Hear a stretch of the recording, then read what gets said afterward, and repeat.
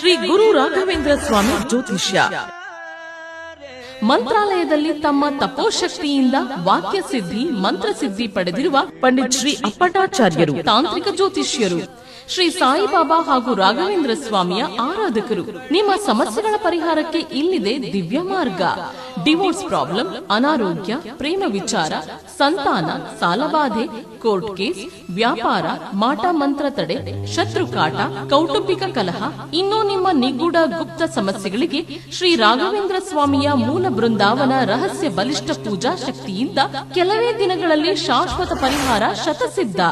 ವಿಶೇಷ ಸೂಚನೆ: ಅಲ್ಲಿ ಇಲ್ಲಿ ಕೇಳಿ ಎಲ್ಲೂ ಪರಿಹಾರವಾಗದ ನಿಮ್ಮ ಸರ್ವ ಸಮಸ್ಯೆಗಳಿಗೆ ಇಲ್ಲಿದೆ ದಿವ್ಯ ಮಾರ್ಗ. ನಂಬಿಕೆಟ್ಟವರಿಲ್ಲವೋ ಈ ರಾಯರ. ನೀವು ಬಯಸುವ ನೆಮ್ಮದಿಯ ಜೀವನಕ್ಕಾಗಿ ಒಮ್ಮೆ ಸಂಪರ್ಕಿಸಿ. ಶ್ರೀ ಗುರು ರಾಘವೇಂದ್ರ ಸ್ವಾಮಿ ಜ್ಯೋತಿಷ್ಯ, ಪಂಡಿತ್ ಶ್ರೀ ಅಪ್ಪಟಾಚಾರ್ಯರು. ಫೋನಿನ ಮೂಲಕ ಪರಿಹಾರ. ಮೊಬೈಲ್ ಸಂಖ್ಯೆ 9008111181. ಓಂ ಶ್ರೀ ಗುರು ರಾಘವೇಂದ್ರಾಯ ನಮಃ. ಎಲ್ರಿಗೂ ನಮಸ್ಕಾರ. ಆಗಲೇ ನೀವೆಲ್ಲರೂ ಕೂಡ ಸಂಕ್ರಾಂತಿ ಹಬ್ಬಕ್ಕೆ ಏನೇನೆಲ್ಲ ಸಿದ್ಧತೆಗಳು ಮಾಡ್ಕೋತಾ ಇದ್ದೀರಾ ಅಂತ ಹೇಳಿ ಭಾವಿಸ್ತೀನಿ. ಈ ಬಾರಿಯ ಸಂಕ್ರಾಂತಿಯ ಹಬ್ಬ ಬಹಳ ಒಂದು ಶುಭಯೋಗದಲ್ಲಿ ಬಂದಿರುವಂಥದ್ದು. ಅದರಲ್ಲಿಯೂ ಕೂಡ ಗುರುವಾರ ಬಂದಿದೆ. ಯಾವ ಹಬ್ಬಗಳೇ ಆಗಲಿ ವಿಶೇಷವಾಗಿ ಈ ರೀತಿ ಶುಭಯೋಗದಲ್ಲಿ ಬಂದಾಗ ಅವತ್ತಿನ ದಿವಸ ಮನೆಯಲ್ಲಿ ಸಕಾಲಕ್ಕೆ ಸರಿಯಾದಂತಹ ರೀತಿಯಲ್ಲಿ ನಾವು ಮನೆ ದೇವರ ಪೂಜೆ, ನಮ್ಮ ಇಷ್ಟ ದೇವರುಗಳ ಪೂಜೆಯನ್ನು ಮಾಡುವಂತಹದ್ದು. ಮತ್ತು ಯಾವಾಗ ಈ ರೀತಿ ಶುಭಯೋಗದಲ್ಲಿ ಕೆಲವೊಂದು ವಿಶೇಷ ಹಬ್ಬಗಳು ಬರುತ್ತೆ ನೋಡಿ, ಅವತ್ತಿನ ದಿವಸ ಮನೆ ದೇವರ ಸನ್ನಿಧಾನಕ್ಕೆ ಹೋಗ್ಬಿಟ್ಟು ಬರುವಂತಹದ್ದು ಕೂಡ ಬಹಳಷ್ಟು ವಿಶೇಷ ಅನುಕೂಲಗಳನ್ನು ನಮಗೆ ಮಾಡಿಕೊಡುತ್ತೆ. ಈ ಹೊಸ ವರ್ಷದ ರಾಶಿಫಲ ಕೆಲವೊಂದಷ್ಟು ರಾಶಿಗಳಿಗೆ ಬಹಳ ಶುಭಯೋಗ, ಉಳಿದಂತಹ ರಾಶಿಗಳಿಗೆ ಅರ್ಧ ಲಾಭ ಅರ್ಧ ನಷ್ಟ. ಅಂದರೆ ಎಷ್ಟು ಸುಖವನ್ನು ಕಾಣ್ತಿರೋ ಅಷ್ಟೇ ಕಷ್ಟಗಳು ಕೂಡ ಎದುರಾಗುವಂತಹದ್ದು ಒಂದಷ್ಟು ರಾಶಿಗಳಿಗೆ. ಹಾಗಾಗಿ ತಪ್ಪದೆ ಮುಂದೆ ಹೇಳ್ತೀನಿ ಯಾವ ರಾಶಿಗಳಿಗೆ ಸ್ವಲ್ಪ ಮಿಶ್ರ ಫಲ ಇದೆ ಅಂತ ಹೇಳಿ. ಅಂಥವರೆಲ್ಲರೂ ಕೂಡ ತಪ್ಪದೆ ಮನೆ ದೇವರ ಸನ್ನಿಧಾನಕ್ಕೆ ಹೋಗ್ಬಿಟ್ಟು ಬರುವಂತಹದ್ದನ್ನು ಮಾಡಿ. ಇನ್ನು ಸಂಕ್ರಾಂತಿ ಹಬ್ಬ ಗುರುವಾರನೇ ಬಂದಿರೋದ್ರಿಂದ ಗುರುವಾರ ರಾಯರ ಪೂಜೆ ನಾವು ಬಿಡೋ ಹಾಗಿಲ್ಲ ಅಲ್ವಾ. ಅವತ್ತಿನ ರಾಯರ ಪೂಜೆ ಹೇಗೆ ಮಾಡಬೇಕು ಅನ್ನುವಂತಹ ವಿಡಿಯೋ ಮತ್ತೊಂದನ್ನು ಹಾಕ್ತೀನಿ. ಇನ್ನು ಹಿಂದಿನ ದಿವಸನೇ ನೀವು ದೇವರ ಮನೆಯನ್ನು ಕ್ಲೀನ್ ಮಾಡ್ಕೊಳ್ಳುವಂತಹದ್ದನ್ನು ಮಾಡಿ. ಯಾಕೆಂದರೆ ಸಂಕ್ರಾಂತಿ ಹಬ್ಬದ ಪೂಜೆಯನ್ನು ನಾವು ಧನುರ್ಮಾಸದ ಪೂಜೆ ಹೇಗೆ ಸೂರ್ಯೋದಯ ಸಮಯದಲ್ಲಿ ಅಥವಾ ಬೇಗ ಮಾಡ್ತೀವಿ ಆ ರೀತಿ ಮಾಡಿದ್ರೇ ಅವತ್ತಿನ ದಿವಸ ಶುಭ. 6:20 ಒಳಗಡೆ ನಿಮ್ಮ ಮನೆಯಲ್ಲಿ ಪೂಜೆ ಮುಗಿದೋಗ್ಬಿಡಬೇಕು. ಆವಾಗ ಸಂಪೂರ್ಣವಾದಂತಹ ಫಲಗಳು ಮತ್ತು ಜೊತೆಯಲ್ಲಿ ಭಗವಂತನ ಆಶೀರ್ವಾದ ನಿಮಗೆ ಲಭ್ಯ ಆಗುತ್ತೆ.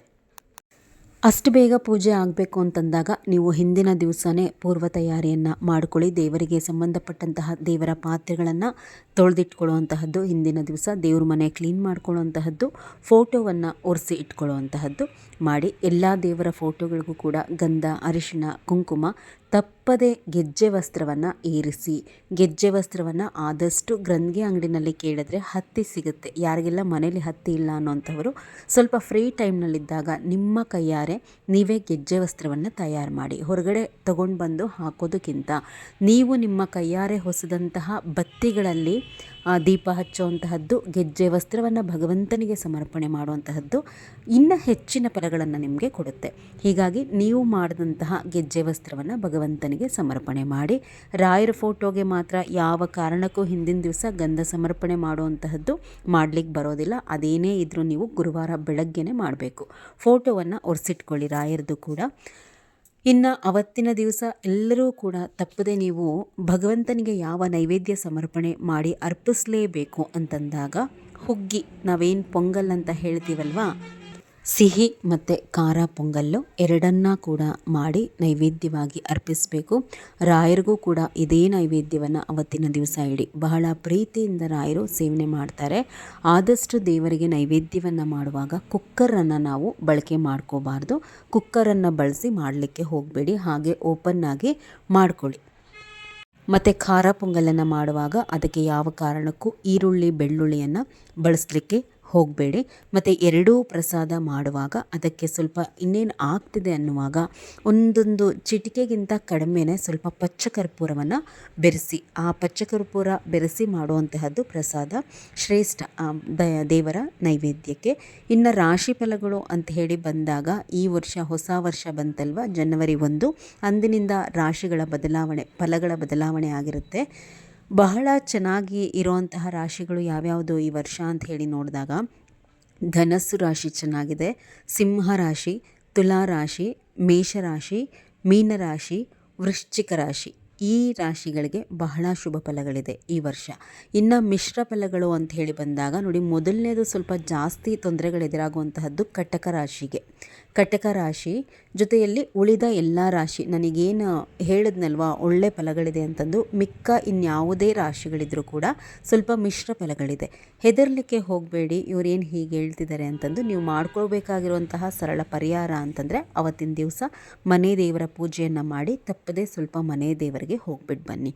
ಹೋದಾಗ ಆ ಹುಂಡಿಗೆ, ಮನೆ ದೇವರ ಹುಂಡಿಗೆ ಒಂದು ಪೂಜೆಯನ್ನು ಮಾಡಿಸಿ ಒಂದು 101 ರೂಪಾಯಿ ಹಾಕಿ ಈ ರೀತಿ ಏನೇ ರಾಶಿ ಫಲದಲ್ಲಿ ತೊಂದರೆಗಳಿದ್ದರೂ ಕೂಡ ನಿವಾರಣೆ ಆಗಲಿ ಅಂತೇಳಿ ಕೇಳಿಕೊಂಡು ಬನ್ನಿ. ಇಷ್ಟೇ ಪರಿಹಾರ ಸಾಕಾಗುತ್ತೆ. ನಿಮ್ಮ ಮನೆ ದೇವರ ಆಶೀರ್ವಾದ ಒಂದು ನಿಮ್ಮ ಮೇಲೆ ಆದರೆ ಮುಂದೆ ಏನೇ ತಲೆ ಮೇಲೆ ತೊಂದರೆ ಬರೋಂತಹದ್ದಿದ್ರೂ ಕೂಡ ಹೀಗೆ ಬಂದು ಹೋಗ್ಬಿಡುತ್ತೆ. ಅದಕ್ಕೇ ಯಾವಾಗಲೂ ಹೇಳುವಂತಹದ್ದು, 10 ದೇವರು ಮಾಡೋದಕ್ಕಿಂತ ಮೊದಲು ಮನೆ ದೇವರನ್ನು ಮಾಡಬೇಕು ಅಂತಂದು. ಈ ಸಣ್ಣ ಸರಳ ಪರಿಹಾರವನ್ನು, ಪೂಜಾ ತಯಾರಿಯನ್ನು ಮಾಡ್ಕೊಳ್ಳಿ. ಮುಂದಿನ ವಿಡಿಯೋ ಒಟ್ಟಿಗೆ ಬರ್ತೀನಿ. ನಮಸ್ಕಾರ.